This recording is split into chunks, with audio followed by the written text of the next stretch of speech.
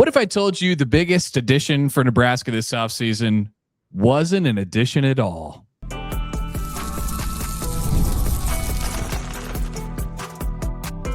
You are Locked On Nebraska, your daily Nebraska Cornhuskers podcast, part of the Locked On Podcast Network, your team every day.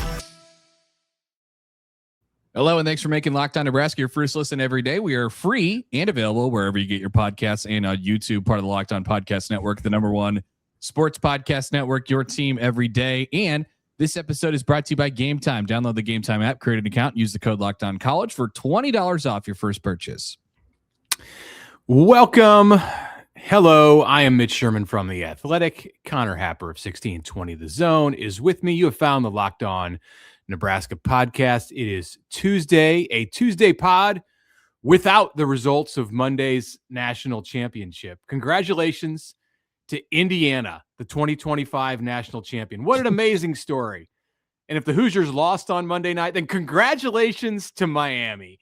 Who could have ever seen that coming when the college football playoff got underway and the Hurricanes jumped in the mix controversially over Notre Dame, which lost to Miami? What a story of a return to glory. Obviously, we are recording this before the championship game was played on Monday so that both of us can watch the game, and then Connor can get to bed, and me too, but especially Connor, who has to get up at 5 a.m.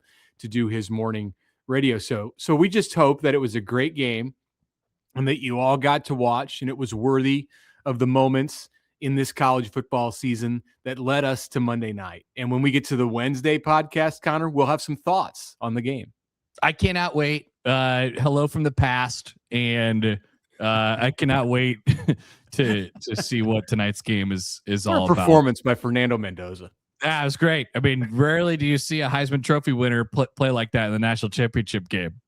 I don't know. I don't even know how he played. So I just can't believe what I saw from Mario Cristobal on the sideline. Yeah, trying to be as vague as possible. We'll have plenty of reaction to that, but yeah, we gotta get out of the way of it. So there's still Nebraska football topics to talk about, and official. Well, I don't know. Nothing's ever official, but Andy Berberia, he is not coming to Nebraska. Yeah, that was made as official as you could possibly make it. That's your portal headline for Monday. These portal headlines are going to go away. The portal is closed. Officially, it closed on Friday for players from Nebraska and most schools to enter. It's possible that some names could still come out today on Tuesday or even into Wednesday, because there's a 48-hour period for schools to process entries.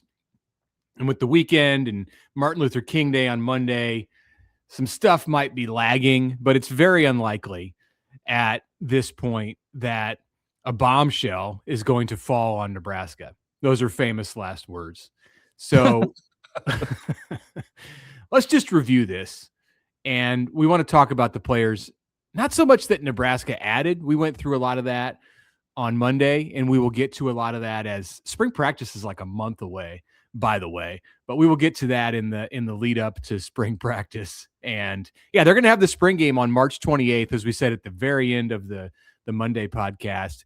And there's a spring break weekend there during practice that makes spring practice even longer. So it's going to start in February this year, which is a bold way to go about it, because it could be very cold, but I guess that's football. So 21 players entered the portal in the month of January from Nebraska. 4 of them hopped right back out and stayed in Lincoln, those being defensive backs Larry Tarver and Braylon Prude, linebacker Willis McGahee IV, and the defensive lineman Dylan Parrott. So there were 17 who left Nebraska, and that includes 4 who have signed on with Power 4 programs.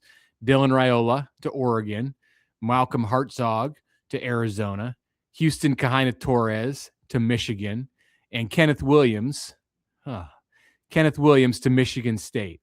So Keona Davis is yet to find a school, and he may very well be the 5th to head to a P4 program. By comparison, 10 of the 16 who came into Nebraska were from Power 4 programs.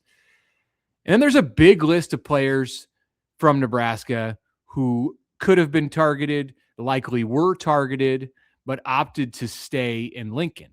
So what do we say about the job that Pat Stewart and Matt Rhule and others on staff did in preventing more of the names that are important to Nebraska's success in 2026 and who were a part of the team in 2025 from just going ahead and looking for greener pastures? Not flashy. I know people, really want that. Where's the 320-pound 4-star defensive tackle who transferred from, Alabama or something like that? And where's the stud wide receiver who had 1,000 yards, and where's the stud running back? And from a certain perspective, I agree with you on all that, but don't let the fact that they didn't get those guys take away from this important part. And it might sound like me, pumping sunshine or whatever, but it is a significant deal for Nebraska to maintain their continuity with these group of people that we're about to talk about. So Ja'Cory Barney and Isaiah Hunter and, a few guys in the defensive line like Van Poppel and Petschok, Justin Evans, huge, Elijah Pritchett, huge. We're talking about starting offensive linemen, Shavers and Andrew Marshall and guys in the defensive secondary like Dawson Merritt, I think, is a young guy who probably got some calls as well over the last couple of weeks. So don't let Nebraska's lack of really, really big fish on the rod here distract you from the fact that this is a really big deal, because I believe in continuity. I think that's a big part of what they're trying to do, and it has to start somewhere. After Rhule's first year, they lost a lot of their, a few of their core building blocks who they thought were going to be really good players and maybe already were. They lost them to the portal after the first year. And so, I think that the step up in money has probably had an impact there. And then, guys just deciding at the end of the day that they wanted to run it back for a variety of different reasons. So it's a big deal. I can't minimize that part of it. I think a lot of us are really pessimistic around here, justifiably so. But getting that group of guys plus plenty more is a big deal for the program. Yeah, we can add Willis McGahee the fourth to that list too, who went into the portal and came out. I made this list, and you read off a bunch of the names on that list as it's not an end-all be-all group. It's very subjective who belongs on this list and who doesn't. And there's probably a star or two, someone who becomes a star at Nebraska in 2026 or 27 that is not on this list and was on the roster in 2025. And we haven't been able to project that at this point. Maybe one of the young defensive linemen who redshirted this year, Tyson Terry or Malcolm Simpson, becomes an impact player in the program. I have TJ Lateef on this list because I had questions about what was going to happen with Lateef. It's not when Nebraska exited the bowl game, I think people almost didn't want to say, well, Nebraska is going to have to work to retain Lateef. But that was almost the reason for that, I think, was because, oh my gosh, you don't even want to think about the position that Nebraska would be in if somebody came in and swept him away.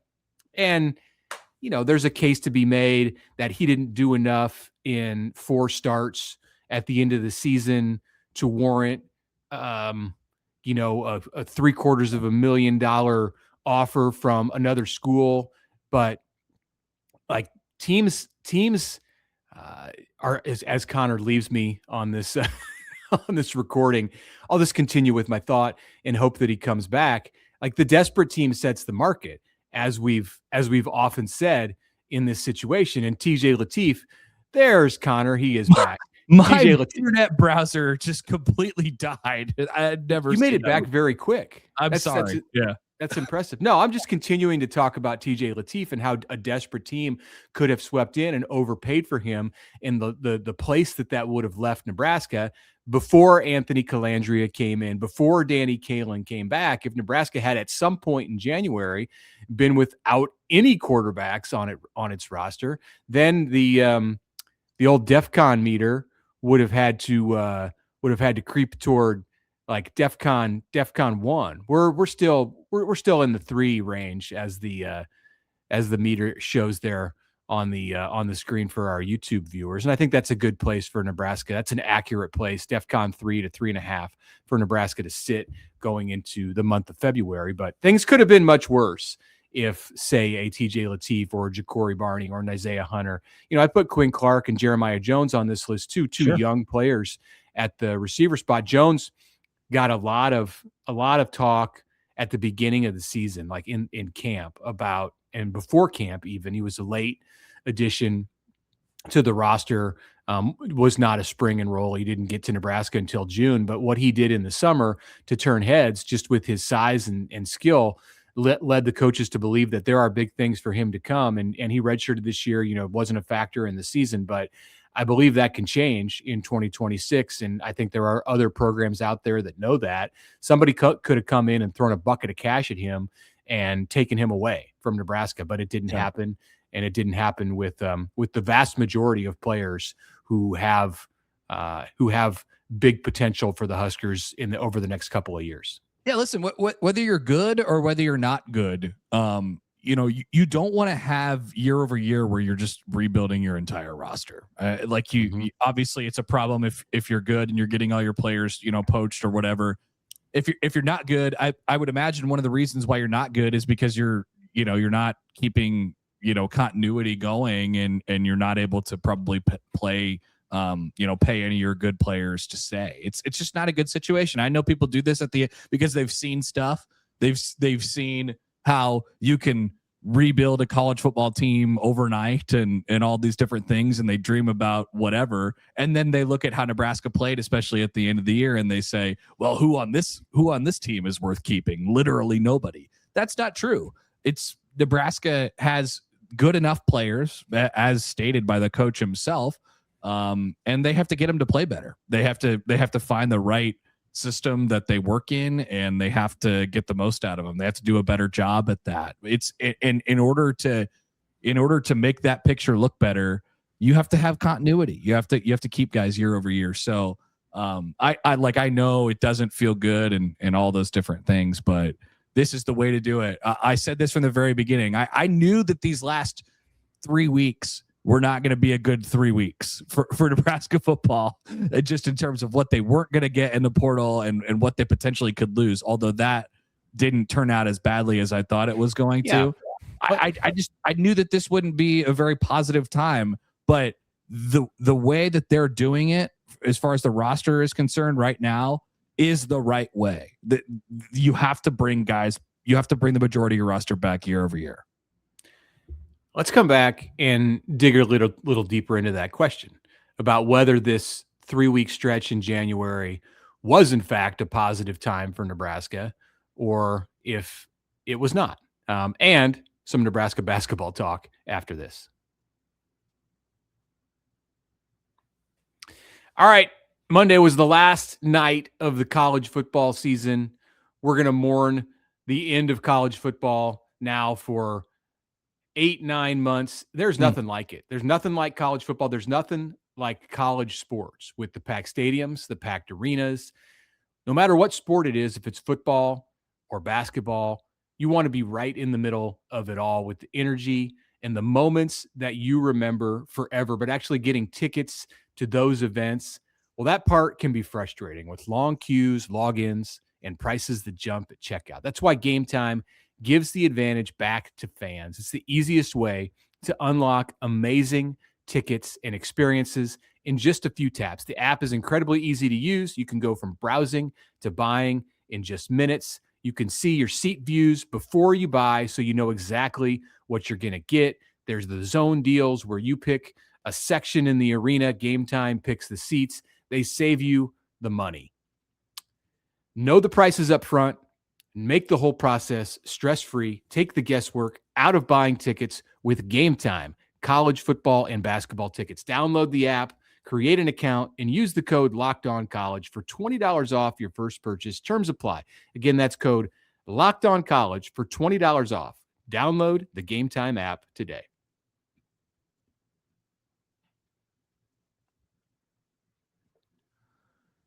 All right, welcome back, and thanks for making Locked On Nebraska your first listen today and making Locked On the #1 sports podcast network. All right, so as we were just saying there a little bit before the break, we could dig a little further into this about the last 3 weeks sort of in totality. Yeah. I'll expand on that a little bit. I think it's mostly from the fan perspective. As we talked about the other day, like you follow the day-to-day, and Nebraska's going to probably have more losses than they're going to have wins during this point because their net's out wide and they're looking for a variety of different pieces, just as everybody else is around the country. And they didn't end up miss on more big targets than they land. Sure, exactly. Sure. They didn't end up landing a big fish in the transfer portal. With the possible exception of somebody breaking out. Maybe it's the quarterback or something like that. Yeah. I mean, I think there's a potential for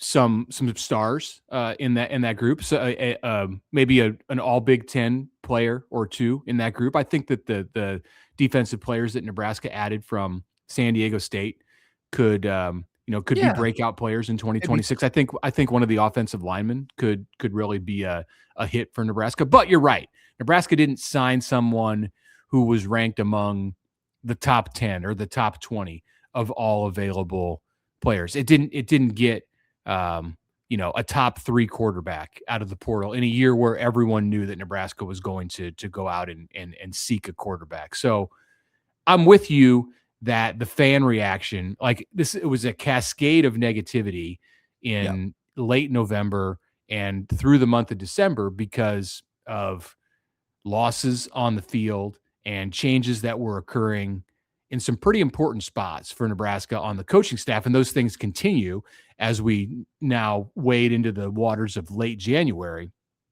So you had to get through that. And as you assess what Nebraska, like the net result for Nebraska, and I think with the retentions that we talked about in the first segment, and then the additions, the 16 additions that Nebraska did make, hitting important areas of need. Like, did it hit a home run at every position? No. Are you going to hit a home run at every position each year in the portal? No. Did Nebraska need to do it at some spots this year? Yes. You didn't do everything that you set out to do if you're Nebraska in the portal this year. So that does lead to a fair amount of negativity from fans. Yes. To keep on the baseball analogy, I wish they wouldn't have bunted at running back. They kind of did that, but other than that, they hit a bunch of singles, maybe a couple doubles, stole a few bases. Get them on, get them over, get them in, and maybe there's a good place in the lineup to bunt. Maybe they just decided it was running back.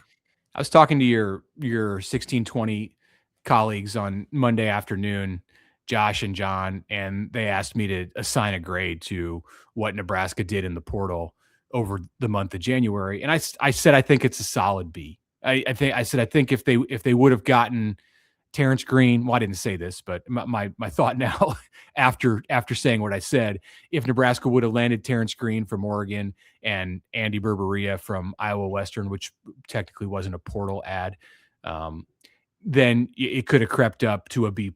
And if they added a star running back, it could have been an A-. And if they boy, where else would I even look? Like, I think they did everything they needed to do on the offensive line. That's probably about the only beefs I have are that there wasn't another defensive lineman or two and not a running back. Like, could Nebraska have added a tight end to put another threat into its offense? Yeah, I think it could have added somebody to pair with Luke Lindenmeyer. Like, there are questions everywhere else at tight end. Like, what's the development track of Carter Nelson? Is Mac Markway ever going to be healthy enough to be a key contributor for Nebraska after multiple knee injuries? You don't know enough yet about the younger pieces and if they can develop in the way that Lindenmeyer has. So I think Nebraska could have done something at tight end, but it wasn't at the top of the list for me in the areas that needed to be addressed. And most of those areas, with the exception of running back, were at least addressed. They weren't necessarily addressed with like an A+ grade, but they were addressed. Yeah. I don't think they got really I don't know if I'd be able to tell you that they got an A guy, like a guy, if you were grading the individual gets, I don't know if they got any A's, but I don't think they got any F's. Like I don't even know if that exists, so I would have probably said a B minus. So somebody will leave without ever playing. There'll be some that it just happens in any recruiting class, any portal class, and there'll be some that exceed what we're thinking, anything that we could be imagining for them right now. I'm going to say that Owen Chambliss is going to be an A for Nebraska, and I think Quasi Gilmer could be an A for Nebraska. So there's just two names to put out there, and obviously Anthony Calandria has the ability to be an A for Nebraska if he turns out what they hope they have in him. A lot of variation there. A little bit of D, yeah. He could be anywhere in between. A lot of those. All right, let's continue this conversation about Nebraska basketball. So on Monday, the AP poll was released, as it is every Monday, and Fred Hoiberg's team jumped one spot to number 7, highest ranking in school history. Officially, it was equal to the highest ranking in school history last week. Now they are in uncharted territory. 18-0, NET ranking of number 6. What do we talk about with this team right now? They mop the floor with 2 just regular old Big Ten opponents. Like now we've gotten to the point where the Big Ten is it just like the middle of the Big Ten or the bottom quadrant of the Big Ten is not good enough to challenge Nebraska. Like how dare they come in and schedule Nebraska to play Oregon and Northwestern in the same week? Like what are again, like every time we talk about them, it's just a like a what world are we living in kind of conversation. So Washington coming into Lincoln on Wednesday night, and Nebraska goes to Minnesota on Saturday, and the expectation is that Nebraska is going to take care of business. I would say, hold on a second. Like Minnesota, that's Nebraska doesn't just waltz into Minnesota and win. They never do. So I don't know what's going to happen Saturday. I definitely expect them to move to 19-0 though on Wednesday with the Huskies in town.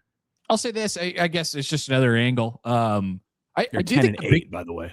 The Big Ten is a little down probably this year. This doesn't take away anything of what Nebraska's accomplished this year. I think that bottom is a little bit thicker, right? Like Penn State, Northwestern, Maryland, Oregon, Rutgers are pretty bad. And then I think the middle is maybe a little softer than it's been in the past. That's where you introduce Nebraska's 2 opponents this week, Minnesota and Washington, who have a couple conference, Minnesota has 3 conference wins, Washington has 2 at this point. The West Coast schools are just okay, USC and UCLA. Obviously, we talked about Oregon already and how rough shape they're in at the moment. So there's that, but with that being said, it's not going to matter because Nebraska plays everybody who's good in the Big Ten. They'll have their opportunities. They already won on the road at Illinois, and they'll have a chance to win on the road at Michigan, and they'll have a chance to beat Purdue at home. Like they'll have a chance to beat Iowa twice, who's pretty decent this year, and they'll have a chance to beat Illinois again at home. So like you're going to have all your opportunities from the metrics perspectives. Will they get to a place in the next week or 2 if they keep winning? And I know there's a game at Michigan out there that if Nebraska can find a way to win that, then that skyrockets your Q rating even higher, like several steps higher if you can win that game. But is Nebraska going to get to a place at any point in late January here or in through February where the undefeated season, or even if they have a loss or 2, which is likely, where that's going to become a burden for this team? Or are they going to get to a place where the talk about how that Nebraska's never won a tournament game starts to become an issue or a burden for this team? Because so far they have seemed to be immune to external pressures. Yeah. And I wonder, we get to the second half of the Big Ten season, any worries about that on your part?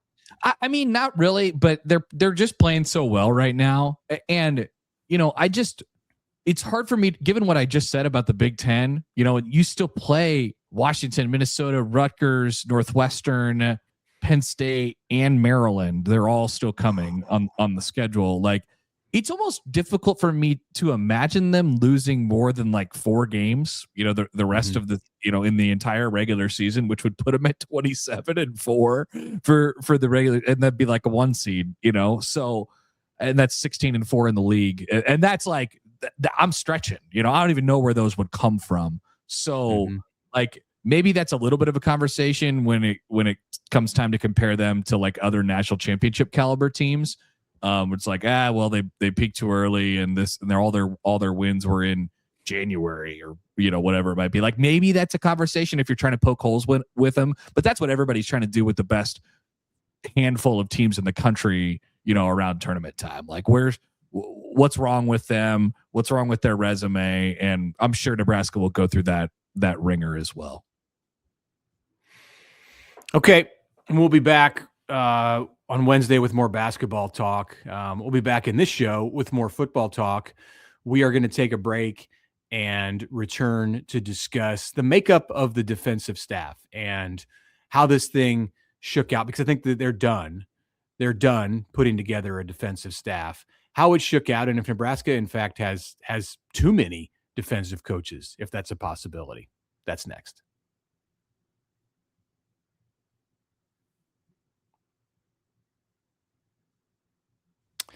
All right, welcome back. Tuesday episode of the Locked On Nebraska podcast. First episode for us in the official college football offseason. There will not be another game of college football for many, many months, and we are sad about that. But we will continue to have podcasts, so thanks for listening, subscribing, following us everywhere that you do that.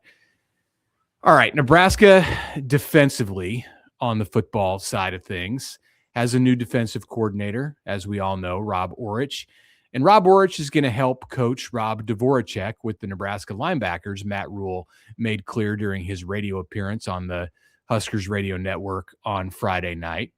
Nebraska has multiple assistant coaches now that will work with each level of the defense. And it's interesting to look at this because there's some old and there's some new at each level. I just mentioned the linebackers, where the new defensive coordinator is going to help the returning linebackers coach. In the secondary, you have the old secondary coach, Addison Williams, who's going to be aided by Miles Taylor, presumably to coach the safeties in as a new member of the staff.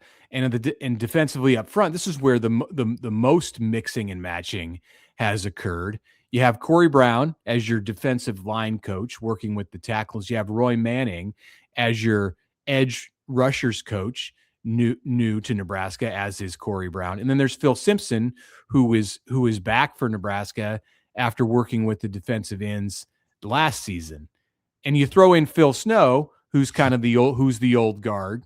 Like, he's your old walk around defensive. He was the defensive coordinator in the Las Vegas Bowl. So there's new and there's old at every level of the defense. And I wonder how that is all going to mesh. It's a great question. It's just so hard to say. I think it all starts with Rhule, right? And sort of, I mean, we have 3 years of experience to say that. I mean, he's clearly, enjoyed some of his assistants and clearly not so much. I think at this point. So I think he tends to like, younger, sort of more malleable guys who are just sort of getting into the big experience of being a whatever at Nebraska and having this sort of youthful kind of energy, which I think there's a lot of that. Yeah, there's a lot of that on the. And then if you happen to have made it, I guess, and you were one of the elder respected coaches, then that's obviously that works for him too. So I think it sort of all goes back to him at the end of the day. I can't wait to see how much people use the word autonomy. I can't wait to see how much autonomy he gives Rob Aurich, my doppelganger Rob Aurich. That guy right there. So I can't wait to see how that whole mix. I think I'm still wondering about some things on offense too. So it's quite the mix for sure.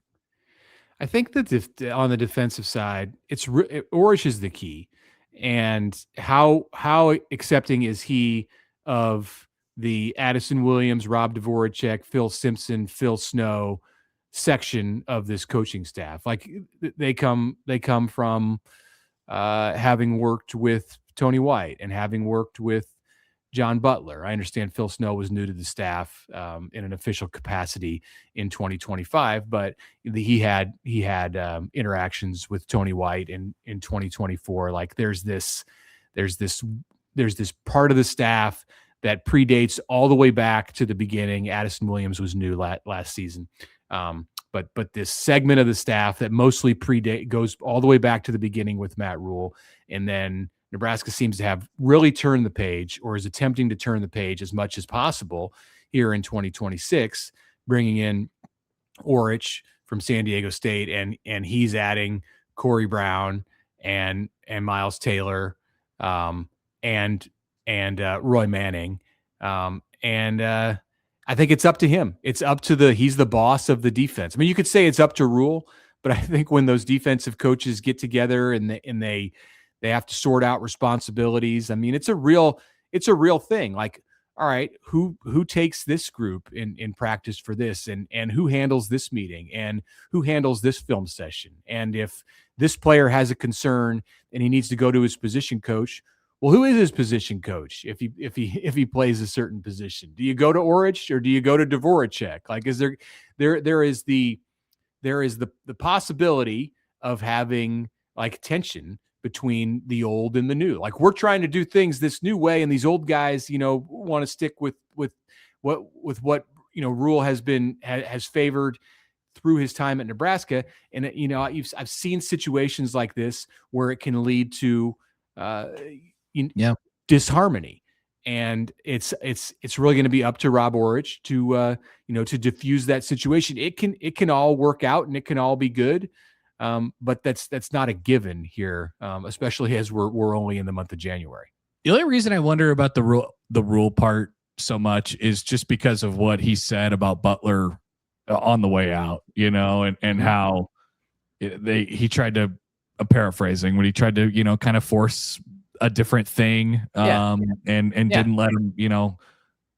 let him basically implement what he was trying to really get done. And I think my guess would be that he gets buy-in, that Dvorak gets buy-in from his defensive assistants. I more wonder if Rhule, sort of allows all of that to take place. Like, I guess I just don't know. Maybe it's a fresh start for sort of everybody, both offensively and defensively. And I think it's yet to be determined. We saw Rhule as a Coach Matt, defensive line coach in the bowl game. I think that's probably done. I think that's probably done. But what is Rhule like? What's he going to do? He mentioned a couple weeks ago, that he wanted to be more sort of involved in that. Great question. So I don't know what that looks like, and what does that influence mean? I don't know. I think the backwards hat wearing part of it, and the Coach Matt coming out to practice and kicking butt with the D linemen. I think that was a bowl game thing. And now you have Corey Brown, you have Roy Manning, you have Phil Simpson in that that would definitely be a case of too many cooks in the kitchen if Coach Matt is also a part of that in practice. Like, he can do things within other areas of the team, I think, to get involved. And if he wants to get his hands dirty in certain stuff, like, he can reshape some of his priorities within the structure of the organization. But I don't know that throwing on the camo backwards hat and getting out there at practice is the best way for him to do it with as many coaches as they already have on that side. And Nebraska continues to enlist the services of Dave Tollefson. I don't know that is going to continue into the 2026 season, but he has not just left the building after working with Nebraska. The former NFL player, the former New York Giant, who was an Omahan and helped filled in wearing his cowboy boots at practice during December. Like, he's still around. So it's another voice, and it's going to be important for Rob Aurich to be able to sort sort through that and to make sure that the players understand what voices they want to listen to all of the voices, but at the same time, they need to know who to go to get the message when the chips are down. So, well, they better all have the same message. I guess that's what it all comes back to. There's a concern that won't happen. Yeah. Right. Yeah. Right. So the good news is, Mitch, that we get some clues on this and we get to, ask some questions in like a month when spring ball starts. So get ready. It's time to roll again. Right. We'll have plenty more for you guys tomorrow here on the show. Thanks for being with us today and making us your first listen. Make your second listen Locked On College Football. They'll have plenty of course reaction from the national championship game. And as you go into the offseason on video, we'll send you over to the first ever 24/7 National Locked On Podcast Network YouTube channel. And we will talk to you all tomorrow.